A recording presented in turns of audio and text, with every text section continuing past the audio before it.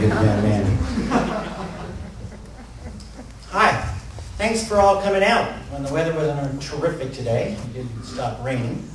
I want to begin by thanking our hosts, and that would be Al Ferdman, Chair of the Canyon Country Advisory Committee, and all of the members of the Canyon Country Advisory Committee who are hosting this forum and all the forums to come for the candidates. It is really a terrific forum where you're able to actually interact, and that's been one of the great strengths of the Canyon Country Advisory Committee is that you guys ask questions and the person standing up here has to answer them. And that's a really great forum, especially for those of us who are active civically. It's quite a difference when you go to City Hall and you're watching the clock and 3 minutes, ding, and you're done. And the other part is you don't get the last word unless you're sitting on the City Council. And I want to have the last word. And so that is not actually the reason that I'm running for office. There's many reasons I'm running for office. I'll briefly enumerate them. The first is because I was in the office and I really liked it in the office and felt like I was making a difference. And the second reason is because I always felt that people in public positions would be able to help other people solve their problems. And they can. And they do sometimes. Sometimes public officials create problems. And then it's their job to try to fix the problems they create. These are a couple of the main reasons why I want to be a city council person. Now, if I thought that the existing council was doing a terrific and great job, I would not be here. In fact, I gave that some consideration because, as you know, I served 16 months on the city council, and I achieved a lot of things in the short time that I was there. But I had promised that if they appointed me, that I would go off the council. I would not run for re-election in 2008. And the reason I did that was out of a matter of principle, because I felt that whoever ran should not have the incumbent's advantage. In other words, it should be a clean slate, and the people would be able to pick from different people after listening to them. And I kept my word, which I know is kind of a surprise sometimes in the realm of politics, but it was something and is something that I take very seriously. So I kept my word about not running in 2008, but I enjoyed it a great deal. And so I stayed civically active after I got off the council, and groups began to come to me and ask for help. And I had the pleasure of working with people all over the city to try to help solve problems that had come to me while I was on the council and came to me after I got off the council. This civic activism was something I really enjoyed, especially when the council actually took action to help make people's lives better. So I said, yeah, I'm really enjoying this. So let's see how effective this can be without being on the council. And what I found is that over a period of time, as we got very active and we started taking a lot of people down to City Hall, unfortunately, the existing city council does not have that same love of interaction that I have. And they don't have that love of long meetings. And they don't have that love of solving the problem and having that democracy right in front of you. So I found that I felt that I really needed to run for office. I'll give you one really big example in that realm about why would I say that.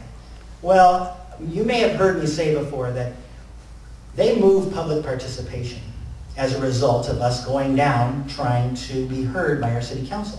They moved public participation from the front of the meeting to the back of the meeting. What this meant is that if you got a group of people together, you should be able to go to City Hall, get down there sometime between 6, 7, if there was a lot of people, maybe 8 o'clock. You would get heard, you would do your 3 minutes, you'd be able to go home to your family.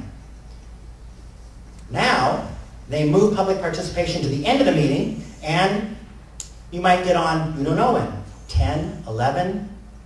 This is a commuter community. We have families. And they say that they care about listening to you at City Council. I have to ask, why did they do that? Because, you know, since that happened, Public participation has dropped by 60%.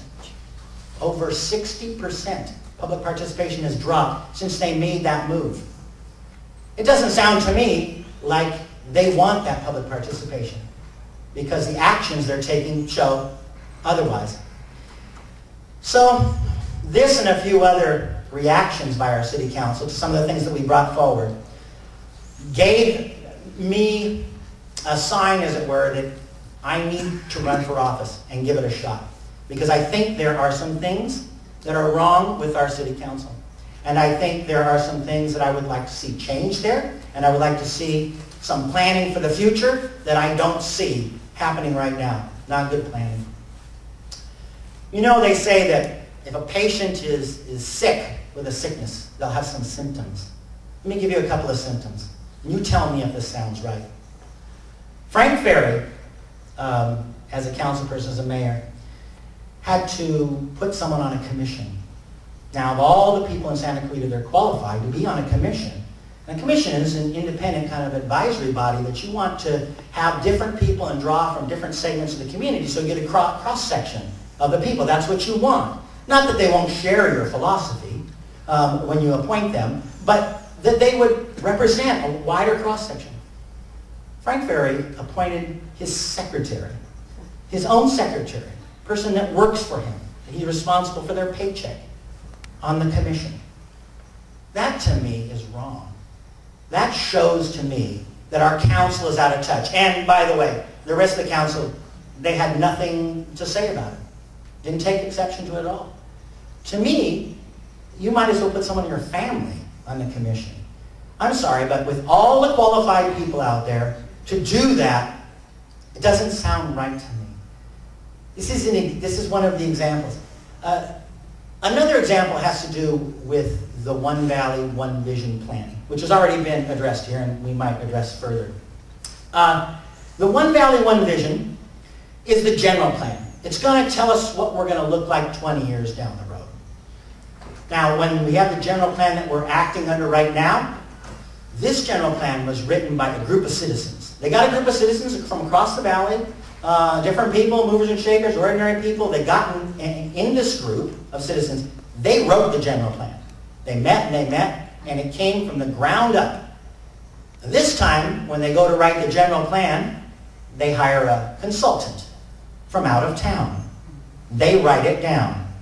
And what it says in the One Valley, One Vision is that we understand that what you are going to want in the One Valley, One Vision is a valley of villages. That's a quaint term. Little villages, that's not what it is. When you read it, you realize it is tall buildings. Vertical density. Tall buildings, very few yards, lots of people. They need to start over with One Valley, One Vision. And the reason they need to start over, and the reason that they need to do that specifically, is because this does not reflect what we want and why people move to Santa Clarita. Now, don't get me wrong. There are going to be development in Santa Clarita. But the only question is, what will Santa Clarita look like in 20 years? You can develop it to look like some of the places that you would like to move to in California, or you can develop it and have it turn into the San Fernando Valley.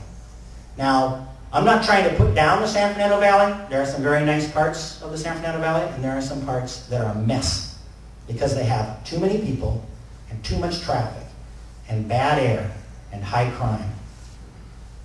That is not a place I want to live. So I decided I should run for city council. Now, I could go on talking for the whole hour, but I'm not going to do that because, like I said, one of the strengths is that I can take questions from the audience. And so I'm going to take questions from you guys and see if I can answer your questions, and just raise your hand and you have a question. Yes, sir. Well, it sounds to me like you want to get on the council and bump heads together. How the heck are you going to get in there and work with these people if you sound like you don't like them?